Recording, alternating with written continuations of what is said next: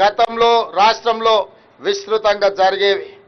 కానీ నేడు పోలీస్ శాఖ చర్యల వల్ల శాంతి నెలకొంది.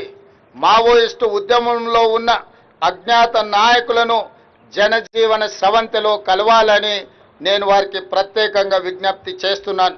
ఇటీవల కొందరు మావోయిస్టు కీలక నాయకులు లొంగిపోయిన విషయం మీ అందరికీ తెలిసిందే.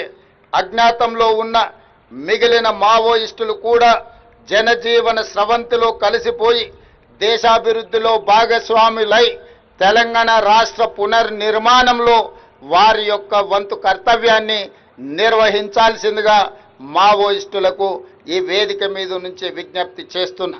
రాష్ట్రంలో శాంతి భద్రతలు నెలకొన్నప్పుడే, పెట్టుబడులకు రక్షణ కల్పించినప్పుడే రాష్ట్రం యొక్క ఆర్థిక వ్యవస్థ బలపడుతుంది. నిరుద్యోగ యువకులకు ఉద్యోగ ఉపాధి అవకాశాలు కల్పించబడుతుంది. కాబట్టి ప్రజల యొక్క సమస్యల్ని పరిష్కరించడానికి మీ ఆలోచనలు ఏమైతే ఉన్నాయో ప్రజాస్వామిక విధానంలో ప్రభుత్వాలకు సహకరించి ఆ కార్యక్రమాలను ముందుకు తీసుకెళ్లడానికి జనజీవన స్రవంతిలో కలవాల్సిందిగా మావోయిస్టులకి వేదిక మీద నుంచి విజ్ఞప్తి చేస్తున్నాను. ప్రజా సంక్షేమం పట్ల నిబద్ధతతో పనిచేసి